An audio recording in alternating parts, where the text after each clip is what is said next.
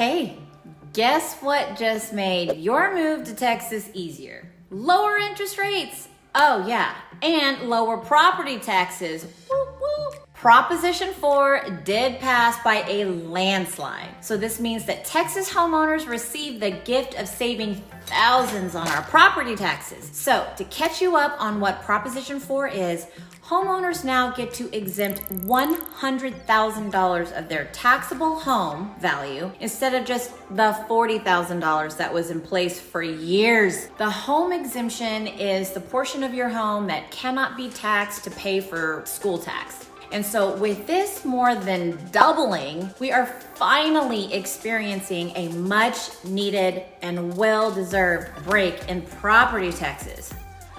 Whew, that's like gonna be thousands off of your tax bill at the end of the year, or if you choose to escrow and include your taxes with your monthly payment, then your monthly mortgage payment is going to be very well decreased, hundreds of dollars. It's another reason to move to our amazing state. To make matters even better, you might have noticed that rates have dropped to maybe about 7.3%. I've got to say it's a very welcome sight for so many of us. To put this into perspective, I mean, just for easy math, I don't know what price range you might be in, but if you're purchasing, say, a $400,000 home, that means you're gonna save approximately $148 a month on your mortgage payment. And I mean, that's kind of significant. One of the factors contributing to this rate drop was the release of jobless claims data that totally missed the target. This was actually great news for the mortgage industry, and the feds also played a significant role in this recent shift as well. They liked what they saw in the economic numbers, and they didn't come out nearly as hawkish as they have been.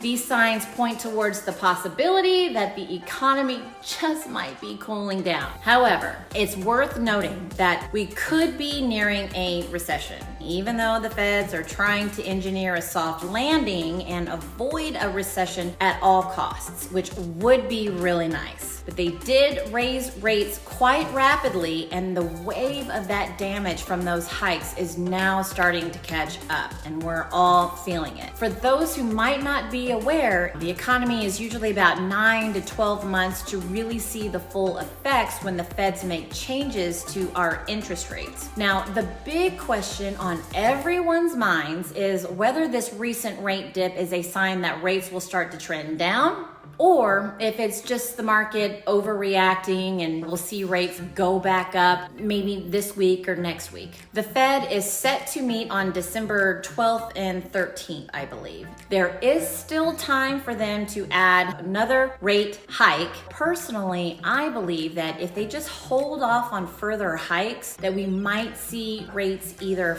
flatline or start dropping, but probably more slowly than anything. So the Fed has already stated that they won't be lowering rates until about 2025. So money will still be relatively expensive next year. According to the feds, they believe that the housing market is still too inflated. In fact, I recently came across an article that stated around 60% of people would welcome a recession if it brought mortgage rates down.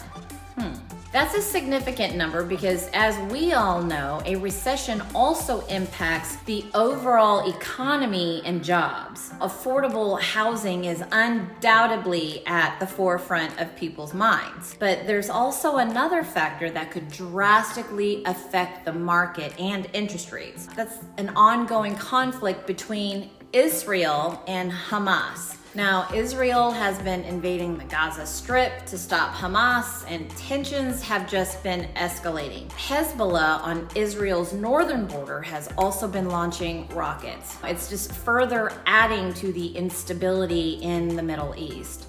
So the US has sent 2 carriers and a nuclear sub to support Israel and to show strength against Iran. Now, if Iran gets involved and declares war on Israel, it's highly likely that the US will also become involved. If the US does get embroiled in a major war, then That's undoubtedly going to impact the global economy and the US economy as well. Interestingly, mortgage rates will actually drop quicker than expected, as the chaos often results in a boost for the housing market. Now, I'm definitely going to be closely monitoring the developments in this situation, and I will keep you updated on any significant changes for how that affects us here in Texas.